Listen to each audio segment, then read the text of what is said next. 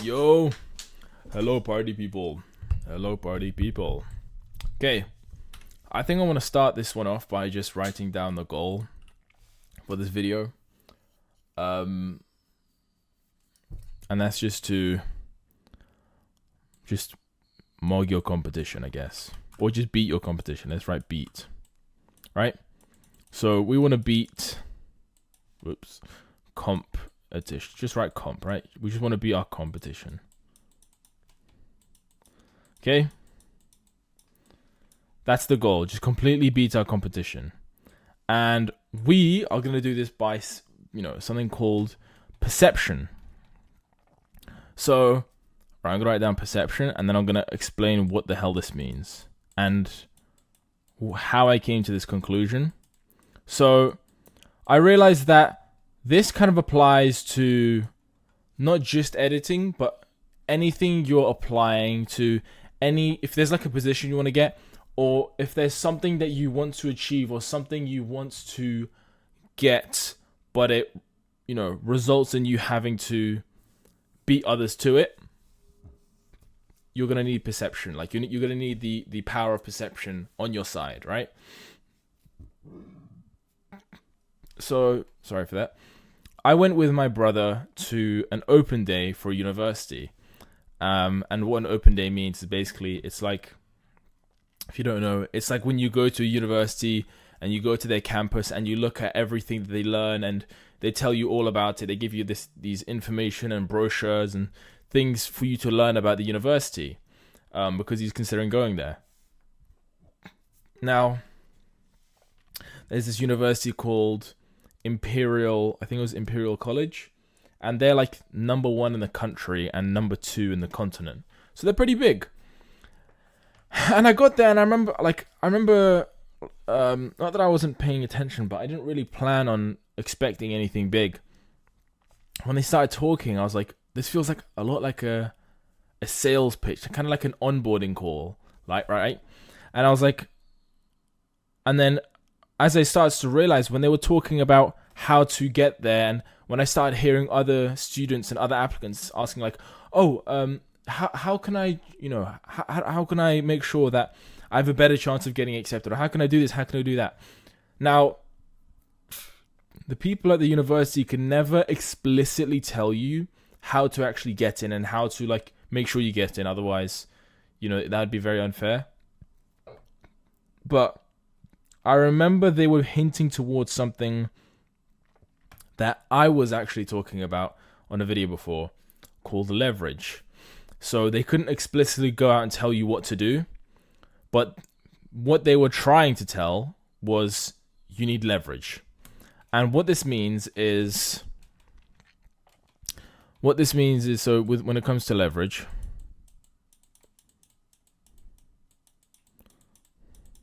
so let's just make a little arrow here. So leverage. So what this means, let's say for uni, to apply to universities to get in, especially when something that's very like as prestigious as the number 1 university in the country, you need 3 A stars to get in.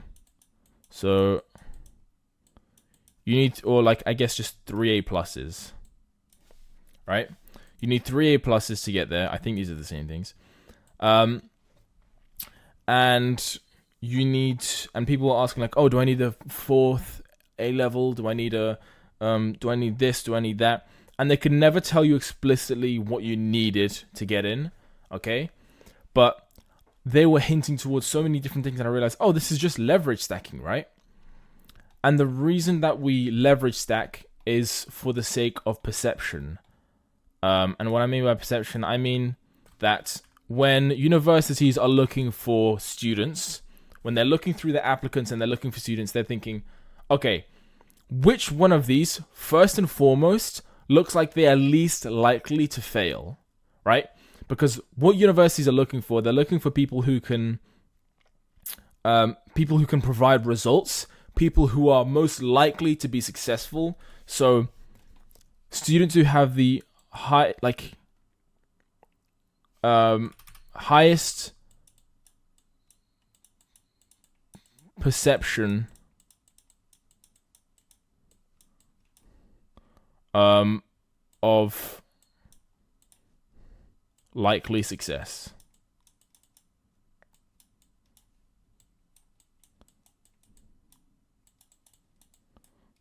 Oh, I guess instead of just this probably does make sense, like grammar wise. But if I were to write down perceived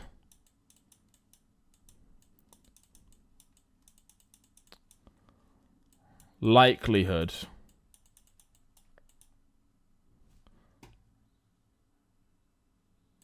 that does not look like words. Sorry. Neither does this. Okay, you know what? I'm just going to rub all of this out. I need to write this all over again. Sorry.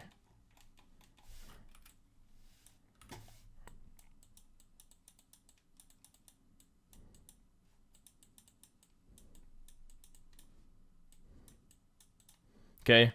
Perceived likelihood of success. This is what they're looking for.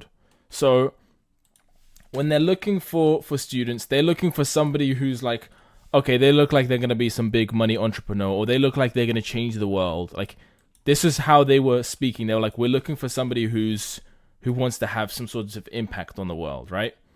And that's basically who they were targeting. But most importantly, when it comes to finding applicants, they need somebody who's not only just least likely to fail, but somebody who's most likely to succeed, right? That's what they were looking for. And the reason that we look to stack our leverage, the reason that we look to stack our leverage is because, sorry, I'm just correcting everything here, is because leverage shows that we are putting in as much effort as possible to show that we're interested in whatever subject, or that we are willing to put our all. We're willing to put our entire lives into this passion of ours. So, for example, my brother, he's getting into computing and robotics. So he does things outside of school. He takes courses, he builds these programs, and I'm like, he's had experience outside of school. And I'm like, this is great. You have a bunch of things. So anything that you do outside of school, I know I'm talking about uni right now, and you probably don't care, but don't believe me, I'm going to get to this whole, like, how this translates to editing. So he's done like a bunch of things. I'm just going to write scribbles, because I can't be bothered to think about it. So he's done a bunch of things that shows him that he's done like robotics outside of school. So I told him, like, your current constraint right now is to get the grades, and the grades is like the bare minimum that everybody needs. Everybody needs to get the grades, okay? So if I were you, I would just focus on getting this, because you already have the outside experience. Everyone else is looking to do the bare minimum, okay? Everyone else is thinking about like studying and getting the grades, but nobody's done things outside of university quite like you. I mean, outside of school like you, okay? So if you just get the bare minimum, which is the grades, everything else that you've done is going to make you more likely to get in, because you getting the grades plus doing everything outside of school shows that you've gotten a head start on things, meaning that you're 100%, 110% invested into the topic of robotics or computing, okay?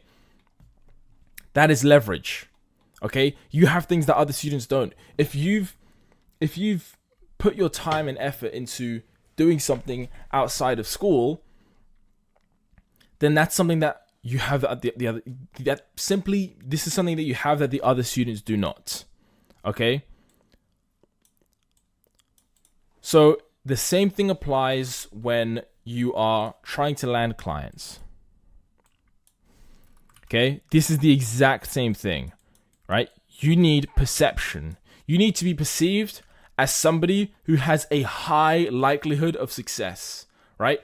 When somebody's like looking to work with you, you need them to look at you and think, "Oh yeah, he looks like the guy. Like he looks like he can get me to wherever I want." Okay? So on top, like, first of all, the very first thing we need is just proof of work. So when you make your first ever portfolio, okay, that is going to show proof of work. That is your non-negotiable, right? Proof of work, which is just proving that you can edit videos, right? This is the non-negotiable. This is the minimum, right? This is like the, I guess the ACE, this is the grade boundaries. This is the like grade requirements that you'd need at university. So for example, with a prestigious university, you would need like full A stars. But for any editing client, you need proof of work. Like every single client, you're going to need proof of work. Okay. And then anything else after that will add, so any extra stuff that you have. So you have 10 million long form views across your entire portfolio, or 1 million long form views across your entire portfolio, or every single client you have is at least, they have at least 100,000 subscribers. That shows that you have experience working with bigger creators. Okay. Yeah. So everything that adds towards this idea, right? So the reason that we look for leverage, and what falls under leverage, is anything that can make you look like a more successful editor, a higher chance, or I guess you could say just more of a guarantee that it's going to work out with you, right? So anything that you have that you've accomplished, that you've done, or again that you have, right, in your editing career, anything that can make you look like, that can make you perceived as more likely to succeed is what goes towards leverage. Okay, so let's say I have 10 videos in my portfolio, and every single video is with a different client. Okay, different clients, 10 videos, 10 different clients, and they all have at least 1 million views, right? So 10 clients, 1 million views each. So they all have a minimum of 1 million views each with 10 different clients. That goes to show that I can consistently get 1 million views. But now let's say, to make it even more interesting, this is 10 clients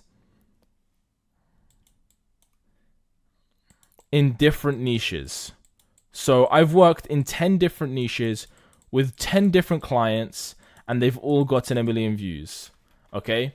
On long form videos, let's say.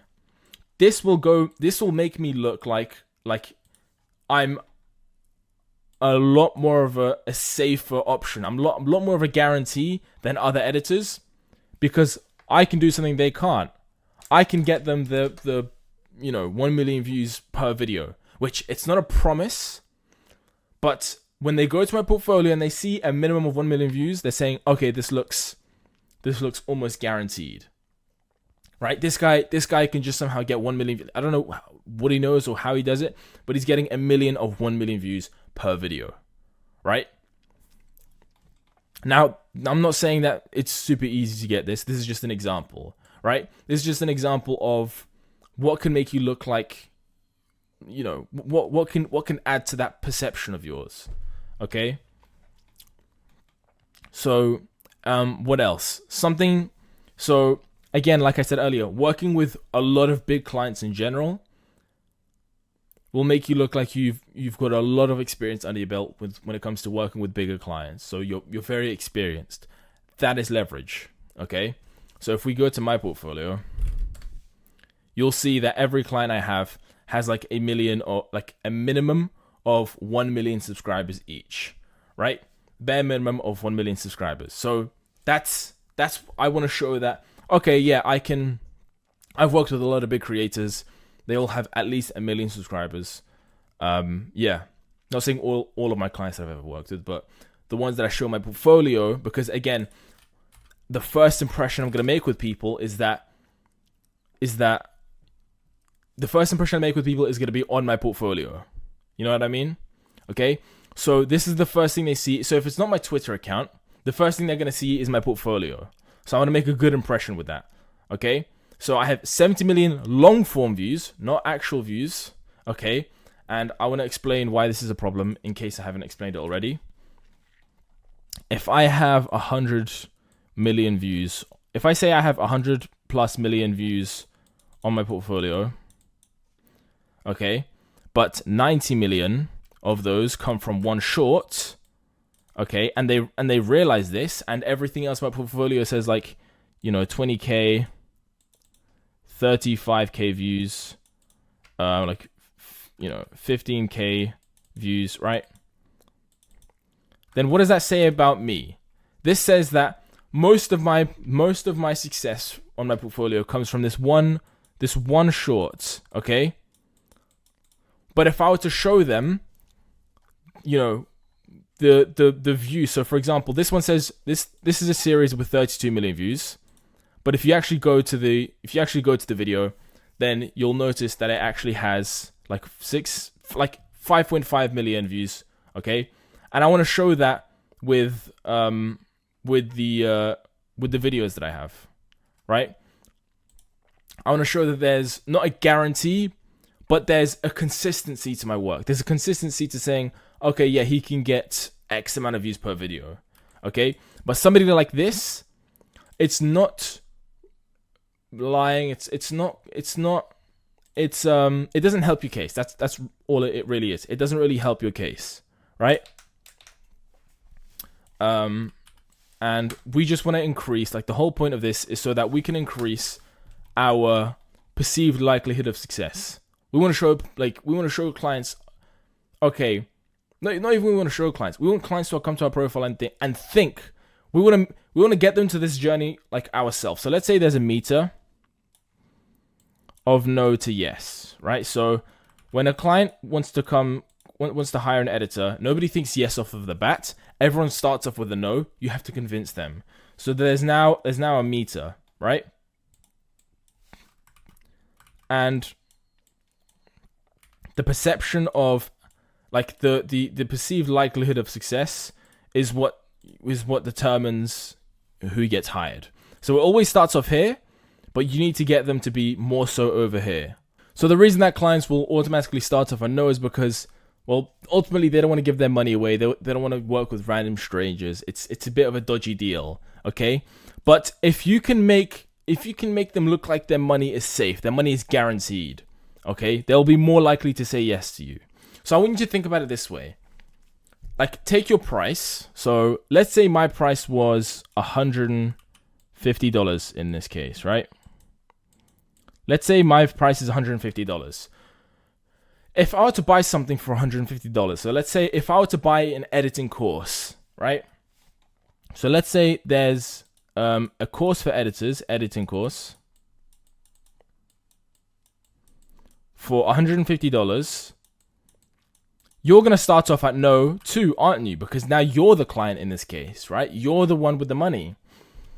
Would you immediately say yes? Well, no, you wouldn't. You would start off at no. You would want to see, you'd want to be convinced, right? You want to take a look at the page. You want to take a look at everything inside. You want to take a look at the owner of the course, see what credibility he has, see what he can teach you, and then you'll make your decision, right? So you're going to start off at no. But if somebody makes it look so easy to succeed, and if they say, look, if you don't like it, if you don't succeed, I will give you your money back and you'll be fully refunded, no problems, okay? No questions, you can be refunded as soon as possible, okay? Then they would come closer to saying yes. There's a guy who runs an SMMA course for social media marketing. And his promise is that if you don't land 20 clients, like he makes a promise, I'll get you to land 20 clients. If you don't land 20 clients, I will give you a full refund plus $5,000. So his promise is that if you don't succeed, I will give you extra money on top of everything that you paid for, right? That makes people think, okay, this guy's gonna make me succeed, right? Because no one in their right mind would give $5,000 to anybody if it didn't work, right? Which makes your brain think, yes, like this is. I feel like this guy's the one to take me there. Okay, so when it comes to making our clients say yes and making our clients think, okay, yeah, this is the editor, this is the one that I want to work with. You don't tell them that. Your work, your portfolio, everything that they look at has to direct them into that decision themselves. You need to give all the tools necessary to get them there themselves, right? You do not tell them, okay? So instead of like reaching out to clients or putting it in your bio or advertising it wherever and saying like, I will get you $1 million, I will get you 100,000 views extra every single video, I will get you this, I'll get you to 1 million subscribers, I'll get you this, I'll get you that, I promise. That's not gonna work.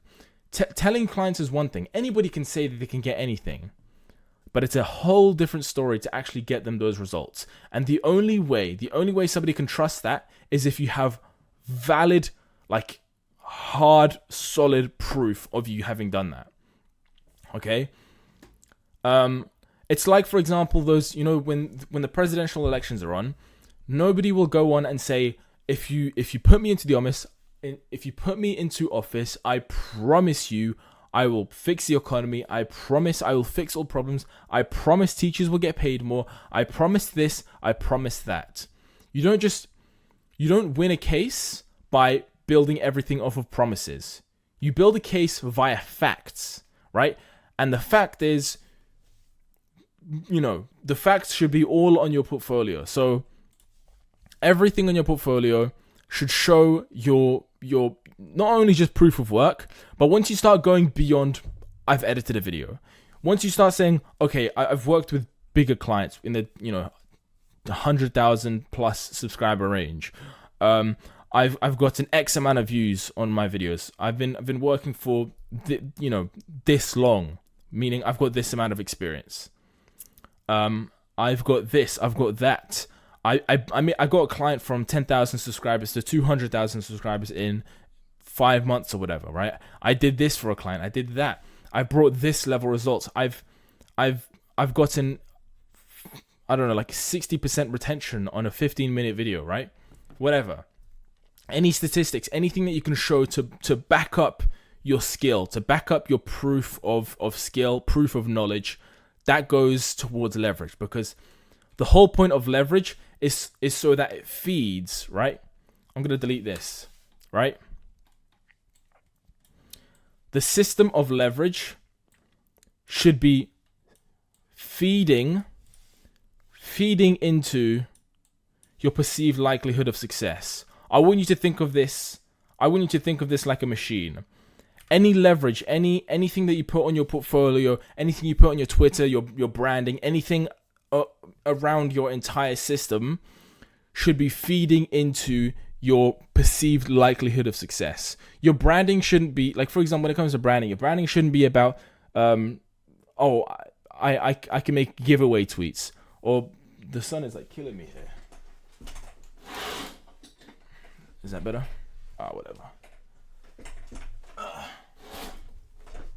Okay. Your Twitter shouldn't be, I've made X amount of giveaway tweets. I've grown to 2,000 followers in 5 months. No one gives a shit about your followers. No one gives a shit about your giveaways. If anything, your Twitter should show, I got this result for my client. I made this work. I did this. Your Twitter should literally just, it's the whole point of your Twitter is to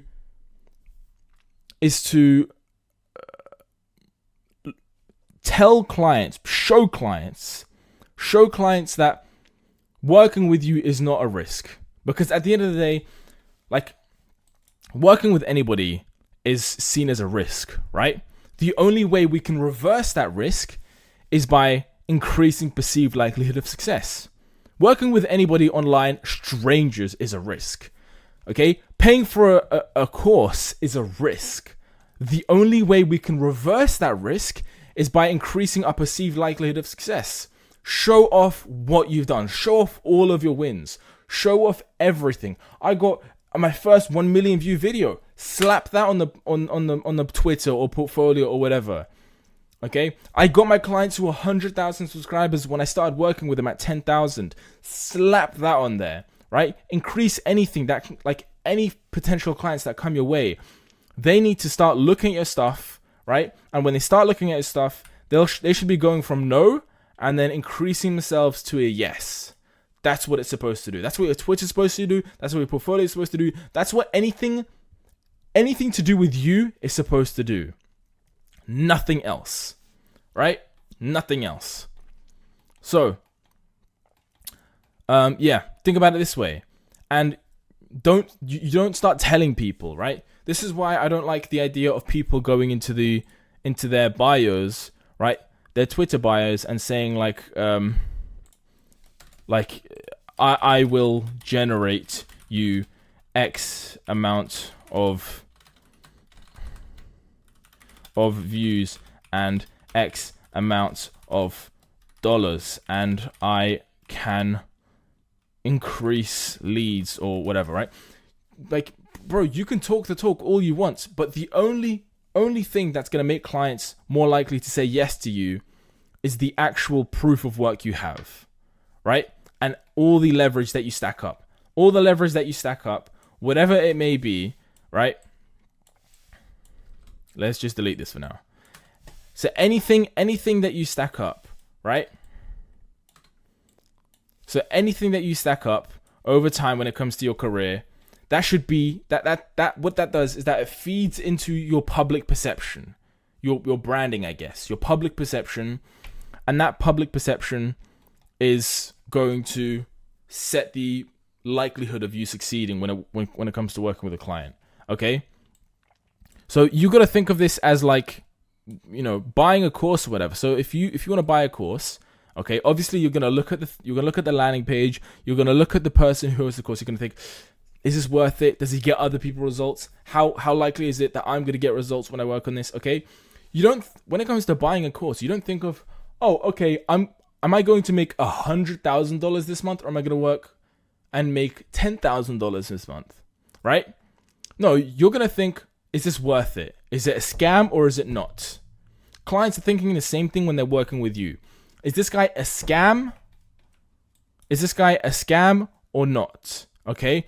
And every single win, everything you provide is just going to push them either here or here, depending on, you know, if you're posting actual proof of work and wins and everything, or if you're just making giveaways and, you know, I guess editor-based content or whatever, right?